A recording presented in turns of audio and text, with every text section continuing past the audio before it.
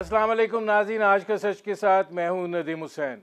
भारत का रियासती दहशतगर्द के तौर पर चेहरा दुनिया के सामने बेनकाब हो गया है। कनाडा में सिख शहरी गुरमीत सिंह के कत्ल के बाद कनाडा के वज़ीर आज़म जस्टिन ट्रूडो ने भारत के ऊपर ये इल्ज़ाम आयद किया है और उन्होंने भारत से ये कहा है कि इस इल्ज़ाम को जो है संजीदा ले और इस हवाले से जो भी पूछा जा रहा है उसका जवाब दिया जाए। ना सिर्फ ये कि कनाडा ने भारत के सफारत खाने में मौजूद रॉ के सरबराह को मुल्क बदर किया, बल्कि इसके साथ साथ अमेरिका, बरतानिया, ऑस्ट्रेलिया, न्यूजीलैंड सब ने इस सूरत हाल पर तशवीश का इजहार किया है। दिखाई ये दे रहा है कि भारत इस मामले के ऊपर आलमी सतह के ऊपर एक सफारती तन्हाई का मुर्तकिब हो रहा है। दूसरी तरफ अमेरिका के सदर जो बाइडन जब भारत के दौरे पर आए थे G20 कॉन्फ्रेंस में शिरकत के हवाले से, तो उस वक्त जब उनकी भारत के वज़ीर आज़म नरेंद्र मोदी से मुलाकात थी तो मीडिया से मिलने से रोक दिया गया था। जो बाइडन जब वियतनाम पहुंचे तो उन्होंने ये बात कही कि मैंने नरेंद्र मोदी के सामने इंसानी हकूक़ की खिलाफ वर्जी और इंडिया के अंदर अक़लियतों के साथ जो सलूक रवा रखा जा रहा है उस पर बात की है, आवाज़ उठाई है। ये सूरत हाल जो है ये भारत के हवाले से नई नहीं है। भारत कश्मीर के अंदर भी एक ऐसी सूरत हाल पैदा किए हुए है जिसके अंदर ना सिर्फ ये कि इंसानी हकूक़ जो हैं वो इंतहाई बदतरीन तरीके से पामाल हो रहे हैं, बल्कि जुल्म सितम की एक तवील रात भी है। नौजवानों को शहीद किया जा रहा है, ख़वातीन बच्चों को कैद किया जा रहा है और उसके साथ साथ नस्ल कशी का एक ऐसा सिलसिला दराज किया हुआ है और ऐसी बदतरीन जुल्म की दास्तान रकम की जा रही है कि जिसको आलमी सतह के ऊपर पाकिस्तान ने तसलसल के साथ उजागर किया है। भारत पाकिस्तान के अंदर भी दहशत गर्दी में बराह रास्त मुलव्विस है। पाकिस्तान में होने वाले दहशत गर्दी के वाक़यात जो हैं उनके पीछे भारत का ही हाथ है और इस बात का वाज़ेह सबूत जो है वो भारत के naval intelligence officer Kulbhushan Singh की पाकिस्तान से गिरफ्तारी है। ये अपनी नौइयत का बड़ा मुनफरिद वाक़या था। भारत ना सिर्फ ये कि पाकिस्तान को दहशत गर्दी के हवाले से मुर्द इल्ज़ाम ठहराता रहा है, लेकिन अब दुनिया को पता चल रहा है कि भारत का असल चेहरा क्या है। भारत से अब एक रवायती नकाब जो है वो उठ रहा है। वो जिस बड़ी जमहूरियत के पीछे छुपता था, अब ये बात सामने आ रही है कि वहाँ पर हिंदुत्व जो है उसको किस तरीके से प्रचार और मजबूत किया जा रहा है। ये सूरत हाल जो है ये किस तरफ जाएगी और अब ये हालात और वाक़यात जो हैं इसके नतीजे में क्या भारत से इस हवाले से बाज़पुरस की जाएगी? क्या अब इसमें कश्मीरियों की भी आवाज़ जो है वो शामिल होगी? इस वक्त सिख जो हैं वो खालिस्तान को लेकर और गुरमीत सिंह को लेकर पूरी दुनिया के अंदर जो है वो एहतजाज कर रहे हैं। ये वो मंजरनामा है जिस पर करेंगे बात। आपका अपने मेहमानों से तारुफ करवाते हैं। हमारे साथ मौजूद हैं नजमुद्दीन शेख साहब, पाकिस्तान के साबिक़ सेक्रेटरी ख़ारजा रहे। हमारे साथ मौजूद हैं lieutenant general retired Moinuddin Haider साहब, मुमताज़ तजिया निगार हैं, साबिक़ गवर्नर सिंध भी रहे। नजमुद्दीन शेख साहब ये फरमाइएगा कि पाकिस्तान तो बहुत अरसे से इस बात को कहता चला आ रहा है कि भारत जो है वो एक रियासती दहशत गर्दी का मुर्तकिब होता है, लेकिन अब ये जो कनाडा में सूरत हाल पैदा हुई है इसको लेकर आप समझते हैं कि भारत का अब चेहरा जो है वो दुनिया के सामने अयां हो रहा है? इसको हमें याद रखना पड़ेगा कि कनाडा ने इंतहाई सब्र से काम लिया। उन्होंने अपना डेलीगेशन भेजा, अपना हाई लेवल डेलीगेशन भेजा कि साहब जून में ये वाक़या हुआ है, हम चाहते हैं कि इसकी तहकीक की जाए और जो जवाबदार हैं उनके लिए किसी किस्म की सज़ा दी जाए। और उसका उनको जवाब ये मिला कि योर एक्यूजेशन आर एब्सर्ड। ये जवाब न सिर्फ एक लेवल पे लेकिन ऊंचे लेवल पे मोदी साहब ने इनको इन चीज़ों को एब्सर्ड कहा। अब ट्रूडो साहब ने किया ये है कि उन्होंने अमेरिका के साथ और इंग्लिस्तान के साथ उनको बताया है कि ये वाक़या हुआ है, और अगर हम G7 में और G20 में अगर हम चाहते हैं कि हम रूल ऑफ लॉ को अपहोल्ड करें, तो फिर ये हमसे बर्दाश्त नहीं होगा।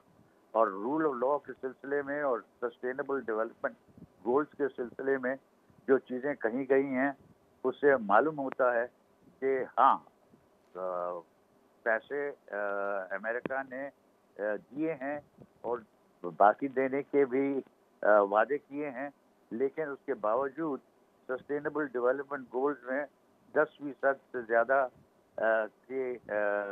का काम हुआ नहीं है। और जब हम देखते हैं दूसरी तरफ, तो अफगानिस्तान के सिलसिले में कांग्रेस में डिमांड थी, और उसकी वजह से अब नई इंटरव्यू कोशिश की है कि वहाँ के फैक्ट्स मालूम किए जाए।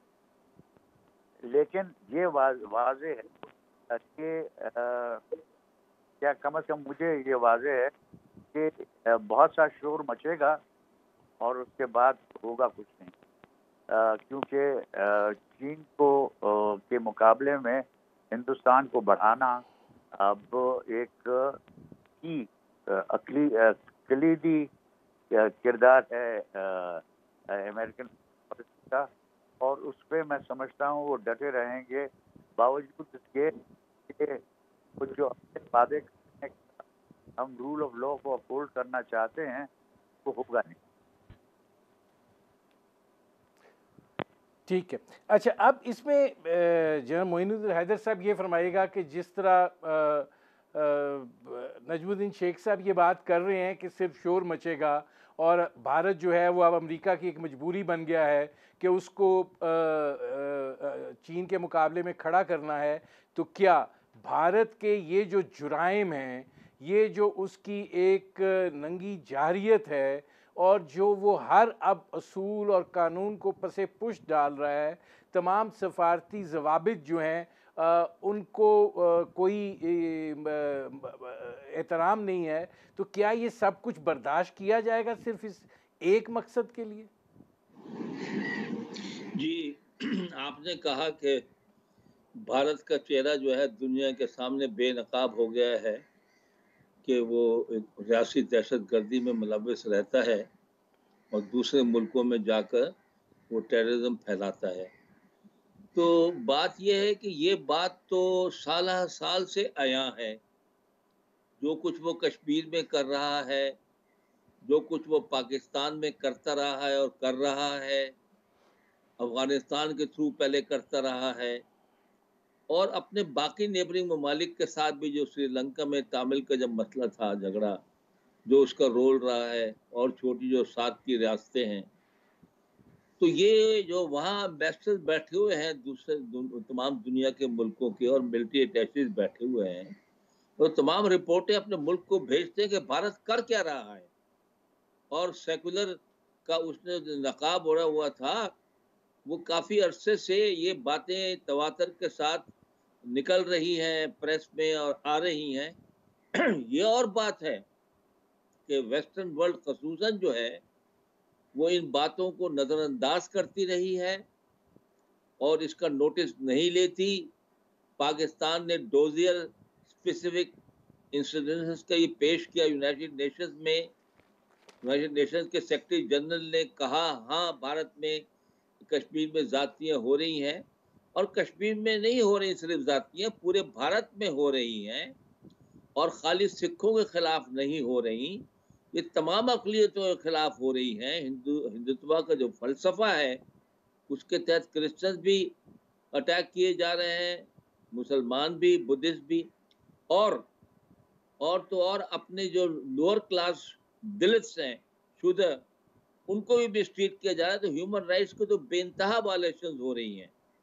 अब चूंकि वेस्टर्न कंट्री में ये वाकया पेश आया है और कनाडा में पेश आया है, और उनके प्राइम मिनिस्टर ने कहा ये हमारी सॉवरेनिटी का मामला है, कि हमारे मुल्क का एक बाशिंदा उसको आके बाहर की एजेंसियां यहाँ पर कत्ल कर दें, ये आउटराइट टेररिज्म और गलत बात है। और इसलिए उसने उनका जो रॉ का आदमी डिप्लोमेट के लिबादा ओढ़कर वहां बैठा हुआ था उसको निकाला बाहर। तो इंडिया ने भी खैर उनका एक डिप्लोमेट निकाल दिया।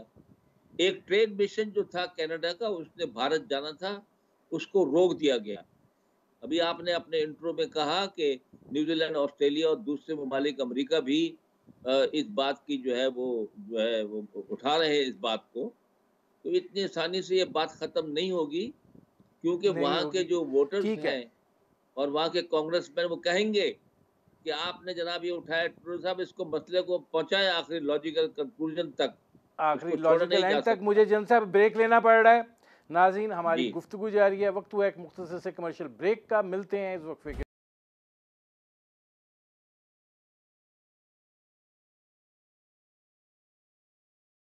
Welcome back. अब इसमें नजमुद्दीन शेख साहब ये फरमाइएगा कि ज़ाहिर है इस वक्त जो सूरत हाल है उसमें अमेरिका, ऑस्ट्रेलिया, न्यूजीलैंड, बरतानिया, ये सब इस पर एक तशवीश का इजहार कर रहे हैं। और जो अमेरिकी सदर जो बाइडन ने वो भारत में होते हुए बात करना चाह रहे थे, उनको बात नहीं करने दी गई, उनको नहीं मीडिया से मिलने दिया गया। वो जब वियतनाम पहुंचे तो उन्होंने बड़ा कैटेगोरिक ये कहा कि मैंने इंसानी हकूक़ के हवाले से मोदी साहब से बात की है। आप क्या समझते हैं कि इसके बावजूद, और जिस तरह जन साहब कह रहे हैं कि एक जस्टिस ट्रूडो पर एक अवामी दबाव भी होगा कि इसको मंतकी अंजाम तक पहुंचाएं, तो उस सूरत हाल में भी आप ये समझते हैं कि भारत जो है वो इसमें स्कॉट फ्री जाएगा? देखिए, कनाडा में ट्रूडो पे बहुत दबाव है। एक वजह यह है कि वहाँ पे सिख कम्युनिटी जो है वो खासी सियासी तौर पे और इक़्तिसादी तौर पे एक खास अहमियत रखती है कनाडा में। दूसरा कि कनाडा ने हमेशा ये कोशिश की है कि सब हम जो इंसाफ है उसको हम प्रमोट करने की कोशिश करें। लेकिन ये सब चीज़ें जो हैं ये इसी पे मुनहसर है कि इसमें इक़्तिसादी जो बेनिफिट्स हैं वो किस नौइयत के हैं। अभी जहाँ तक मुझे इल्म है, कनाडा का हिंदुस्तान के साथ कोई ख़ास बड़ा तिजारती या इक़्तिसादी ताल्लुक़ नहीं है। लेकिन उसके बावजूद कनाडा जब बात करेगा अमेरिका के साथ, जब बात करेगा हिंदुस्तान के साथ और उनसे कहेगा कि साहब आप कहते हैं कि हम रूल ऑफ लॉ के पाबंद हैं, हमने कोशिश की है, हमने झूठ क्या वाक़या है उसमें हमने कुछ नहीं कहा और हमने चुपके से डेलीगेशन भेजी कि साहब आप मौजू को एड्रेस करें और इसमें जो सही चीज़ है वो कीजिए। जिसका जवाब उनको मिला कि ये एब्सर्ड है, वी रिजेक्टेड आउटराइट। अब ये जब रिजेक्टेड आउटराइट है तो अमेरिका और हिंदुस्तान को भी कोई चॉइस नहीं रहती, उनको कंडेम करना ज़रूरी होता है। और जो अभी आपने बात कही और हमारे कमेंटेटर साहब ने कहा कि साहब ये अब ऐसे तो नहीं कर सकते कि इसको इग्नोर करें, लेकिन कितना जोर डालेंगे इसमें मुझे देखिए ये नज़र आता है कि नहीं, इसमें नजमुद्दीन शेख साहब ये फरमाइएगा कि क्या भारत जो है सिर्फ इसलिए कि जी वो एक बड़ी मार्केट है, वो इंसानी हकूक़ की पामाली करे, वो जुल्म और ज़्यादती का बाज़ार गर्म करे, वो कश्मीर के अंदर इंसानी हकूक़ के हवाले से ऐसी दास्तान रकम करे कि जिसकी मिसाल जो है वो शायद माजी में जिस दौर में तलाश की जा सकती थी वहाँ की जा सकती हैं, तो उसको कुछ नहीं कहा जाएगा सिर्फ इसलिए कि वो एक मार्केट है और वो एक तासुर दे रहा है कि वो चीन को फेस कर सकता है। देखिए ये तो वाज़ेह है ना, ये कश्मीर में जो हो रहा है और जिस किस्म की वहाँ पे उन्होंने ज्यादतियाँ की हैं, ये तो 2000 पहले से, लेकिन 2019 से तो ख़ास तौर पे वाज़ेह है। और कश्मीरियों ने इसके खिलाफ जंग करने की कोशिश की है, लेकिन मुझे नज़र नहीं आता कि अभी भी ये लोग कहेंगे कि साहब हम अब अगर आप कश्मीर में ये मीटिंग्स करेंगे तो हम मीटिंग्स में नहीं जाएंगे। ये नहीं हो रहा। अक़वाम मुत्तहिदा ने वाज़ेह कर दिया है कि साहब हमारी जो हैं रेजोल्यूशंस हैं कश्मीर पे, वो अभी भी जिंदा हैं, उनको डिस्कार्ड नहीं किया जा सकता, लेकिन उनका असर कोई हो रहा नहीं है। तो फिर से मामला इसी पे आकर ठहरता है कि अभी उन्होंने अपने दिफा के लिए जो अग्रीमेंट्स की हैं और जो पैसे अलॉट किए हैं, उसमें सबकी कॉन्ट्रैक्ट्स होंगी। रूस की कॉन्ट्रैक्ट होगी, अमेरिका की कॉन्ट्रैक्ट होगी, इंग्लिस्तान को कॉन्ट्रैक्ट्स मिलेंगी। और क्या कहते हैं कि इक़्तिसादी के ह्यूमन राइट्स एक चीज़ है, लेकिन इकोनॉमिक इंटरेस्ट और चीज़ है, और वो इकोनॉमिक दूसरी चीज़ है। मैं नजमुद्दीन शेख साहब आता हूँ। आप जनरल मोइनुद्दीन हैदर साहब ये फरमाइएगा कि भारत इस वक्त एक बड़ी मार्केट है और जाहिर है इन ममालिक के लिए कशिश रखता है, मईशत मजबूत है और वो जो है ये तजारती रिश्वत भी फ्राहम कर सकता है ये असले की ख़रीदारी के हवाले से। तो क्या इसके नतीजे में भारत ना सिर्फ अपने मुल्क में बल्कि कश्मीर के अंदर बल्कि दीगर मुल्कों में जो भी दहशतगर्दाना अमल करेगा उसको नज़रअंदाज किया जाएगा? देखिए जी, बात यह है कि जो सिख हैं वो एक सेटिस्फाइड कम्युनिटी नहीं है इंडिया में, क्योंकि उनके साथ भी बाकी अक़लियतों की तरह ज़ातियाँ होती हैं। और इसी सिलसिले में वो जो है वेस्टर्न कंट्री स्पेशली लंदन में और कनाडा में रैलीज निकालते हैं, वो एक रेफरेंडम करते हैं अपनी ख्वाहिशात का इजहार करने के लिए। और ये जो प्रदीप सिंह निज्जार थे, ये इसके एक्टिव मेंबर थे। तो ये भारत की लगता है कि भारत जो है घबरा गया है, अनर्व हो गया है, वो समझता है ये मूवमेंट जोर पकड़ रही है और ये लोग बाहर ऑर्गेनाइज हो रहे हैं और हिंदुस्तान की इंटरनल पॉलिटिक्स पर भी असरअंदाज होंगे। इसलिए उसने ये एक बहुत एक्सट्रीम स्टेप उठाया है कि उसको वहां पर कत्ल किया गया। और जाहिर है कि अब इसको चूंकि उन्होंने ये डिप्लोमेट भी निकाल दिया है और पार्लियामेंट में बयान भी दे दिया है, उनके फॉरेन मिनिस्टर ने कहा है कि हम इस पर खामोश नहीं बैठेंगे, तो जाहिर है इससे असर पड़ेगा। तिजारत चलती रहेगी, चल भी सकती है, कम भी हो सकती है, क्योंकि हिंदुस्तान और चीन की जंग भी होती है, लेकिन साथ साथ ट्रेड भी जोरों पर है उनकी। तो इन बातों से असर तो पड़ेगा जरूर, क्योंकि ऑस्ट्रेलिया, न्यूजीलैंड ये और बाकी वगैरह बयान दे रहे हैं और उनको पता चलता जा रहा है कि भारत किसी भी हद तक जा सकता है टेररिज्म के सिलसिले में और रियासती दहशतगर्दी कराने में। वो कश्मीर में तो कर रहा था और रीजनल कंट्रीज में अराउंडिंग तो कर रहा था, अब उसने वेस्टर्न कंट्रीज में भी हाथ डाल दिया है। तो आई थिंक ये उसके खिलाफ फिजा जाएगी और लोग इसके बात पर सोचेंगे और बहुत सी चीजों पर उसके साथ इत्तेफाक नहीं करेंगे, उसकी बहुत सी पॉलिसीज के साथ हाँ में हाँ नहीं मिलाएंगे। अब मेरे अपने ख्याल से असर पड़ेगा भारत के। आप ये समझते हैं कि भारत जो पाकिस्तान के हवाले से दहशतगर्दी के इल्ज़ाम आयद करने के एक सिलसिला उसने दराज किया हुआ था, अब ज़रा ये मौका है कि भारत का असली चेहरा जो है वो दुनिया के सामने जो है वो अयां किया जाए और बताया जाए कि ये हाथी के दांत दिखाने के और खाने के और हैं। देखिए साहब, ये तो साल से हम बात कह रहे हैं और ये मैंने आपसे कहा कि ये वेस्टर्न कैपिटल वेस्टर्न, ये बात उनको मालूम है कि कश्मीर में क्या हो रहा है और पाकिस्तान में क्या दहशतगर्दी कराई जा रही है और बाकी रीजनल कंट्रीज में क्या कर रहे हैं, सबको मालूम है। लेकिन एक बड़ी मंडी और ताल्लुकात इस बना पर लोग मसलहत की वजह से खामोश थे। अब चूंकि वेस्टर्न कंट्रीज के ऊपर हाथ पड़ा है और एक इस तरह एम्बेरसमेंट हुई है ट्रूडो साहब को, तो जाहिर है कि इससे ताल्लुकात में थोड़ा बहुत दरार जरूर आएगी और भारत के खिलाफ जो है बातें जो है यूनाइटेड नेशन में बाकी जगहों पर आवाज बुलंद होगी। अब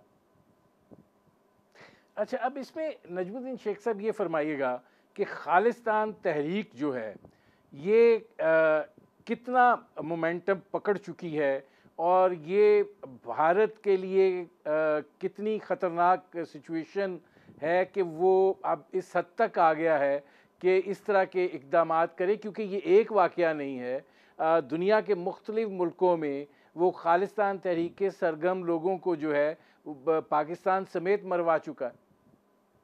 देखिए, हिंदुस्तान के सिलसिले में हमने हमेशा कहा है और सच देख के कहा है कि हिंदुस्तान में एक वक्त में नॉर्थ ईस्ट में ख़ास तौर पे 19 इंसर्जेंसीज हैं, जो सेंटर में भी इंसर्जेंसीज हैं, जिनको मनमोहन सिंह ने कहा कि साहब ये ही हमें खाएगा, ये जो न्याल मूवमेंट है ये हमें खाएगा, ये उनके यहाँ है।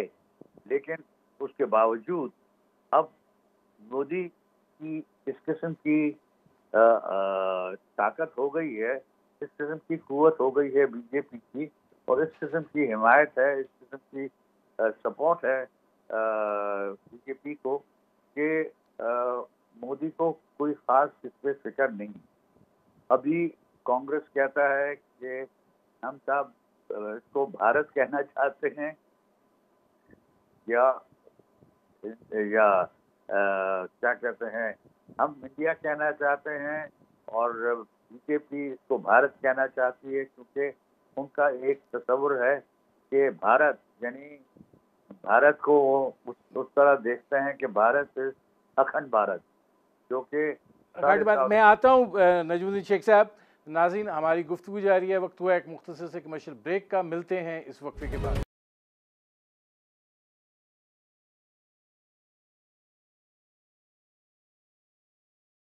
Welcome back. अच्छा जनरल साहब, ये फरमाइएगा कि ज़ाहिर है कि अब खालिस्तान तहरीक के हवाले से जो सूरत हाल भारत को दरपेश है, इसी तरीके से कश्मीर के मामलात भी हैं।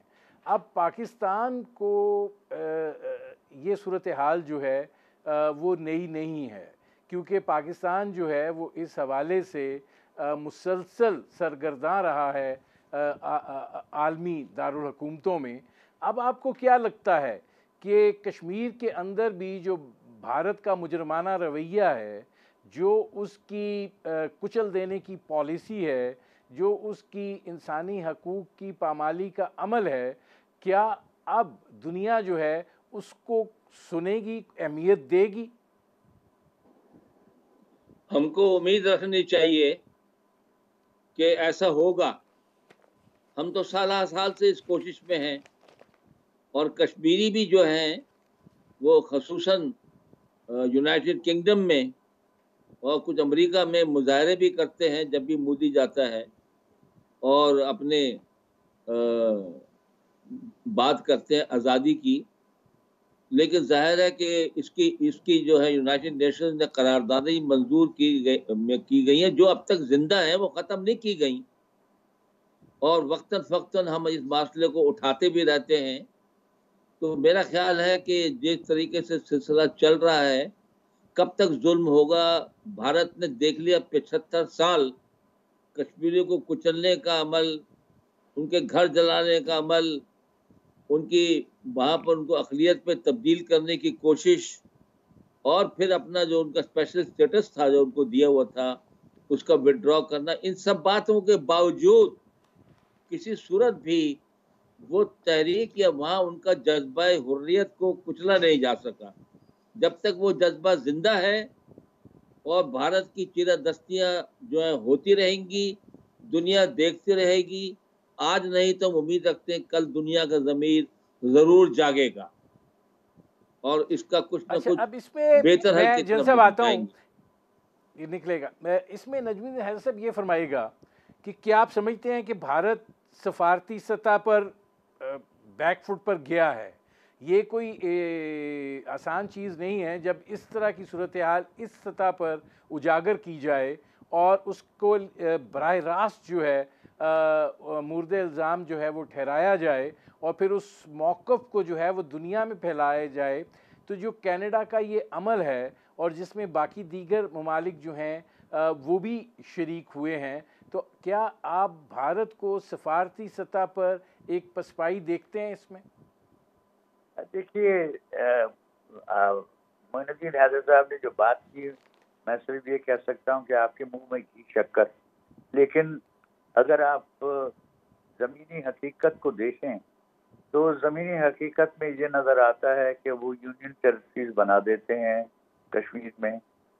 कश्मीर में किसी किसी किसी किस्म की रिप्रेजेंटेशन हिंदुस्तानी और कश्मीरियों की उस नौइयत की नहीं है जिसको आप कह सकते हैं कि वो सचमुच जमहूरी रिप्रेजेंटेशन है।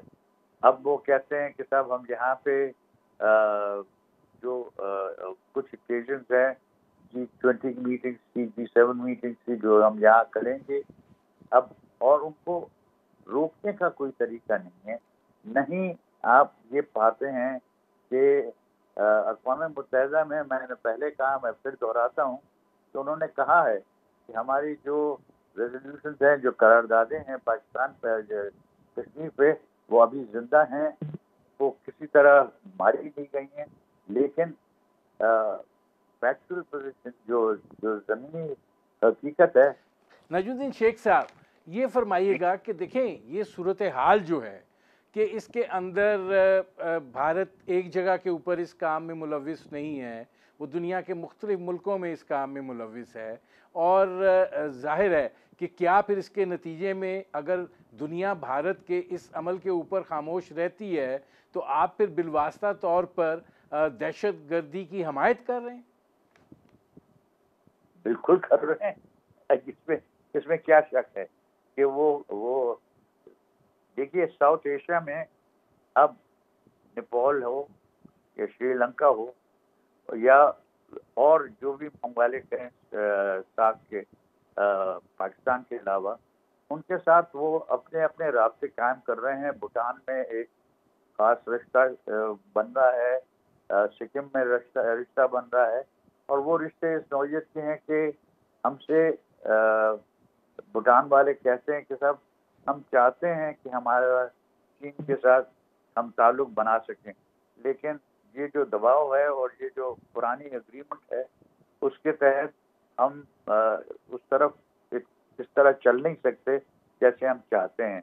तो सार्क में बहुत अब रिस्ट्रिक्शंस हो गई हैं सार्क के ममालिक के लिए हिंदुस्तान के जकड़ से निकलने की, और इसमें उन्होंने कुछ तो उनको फ़ायदे भी दिए हैं। बांग्लादेश को फ़ायदे दिए हैं, सिक्किम को फ़ायदे दिए हैं, भूटान को फ़ायदे दिए हैं, और जो दिए हैं उससे ज़्यादा लिए हैं। लेकिन इन ममालिक के लिए भी कोई चॉइस नहीं है, क्योंकि नहीं, वो तो नजमुद्दीन शेख साहब बनिया है, साहूकार है, उसको पता है कि थोड़ा दे के ज़्यादा कैसे लेना है। लेकिन जयंत साहब, मेरे पास आखिरी 1 मिनट है, ये फरमा दीजिएगा कि इस सूरत हाल को देखते हुए ज़ाहिर है पाकिस्तान के लिए ये नहीं है, क्या इस पे पाकिस्तान को कश्मीर के अंदर होने वाली हलाकत खेजी को भी अब ज़्यादा मजबूत तरीके से उजागर करना चाहिए? जी हाँ, इसको तो उजागर करना चाहिए, और आपने पहले इंट्रो में कह दिया, कलभूषण जो है यहाँ पर उसका मौजूद होना ही सबसे बड़ा सबूत है। एक सर्विंग ऑफिसर यहाँ पर आकर डिस्टेबलाइज कर रहा है बलूचिस्तान कराची को, और इकरार कर रहा है इस बात का, और बाकी जो कुछ कश्मीर में हो रहा है वो सबके सामने है, और फॉल्स फ्लैग ऑपरेशंस का माहिर है। आजकल अपने अफसर को जवान मार रहा है, पहले पुलवामा में अपने आदमी मारे जो उनके खुद आदमियों ने कहा कि नरेंद्र मोदी ने मरवाए हैं, और पाकिस्तान पे फिर उसने हमला कर दिया था, और फिर धमकियां दे रहा है। वो तो बाज नहीं आएगा, लेकिन ये बातें जो है इसका असर लॉन्ग टर्म में पड़ेगा हिंदुस्तान के ऊपर, इसके बुरे असरात उन पर आएंगे। मेरे प्रोग्राम का वक्त ख़त्म हो रहा है। बहुत शुक्रिया नजमुद्दीन शेख साहब, बहुत शुक्रिया lieutenant general retired Moinuddin Haider साहब। नाजरीन, आपने हमारे पैनल के शुरका की गुफ्तगू सुनी। अब तक के लिए इतना ही, इजाज़त दीजिए। अल्लाह।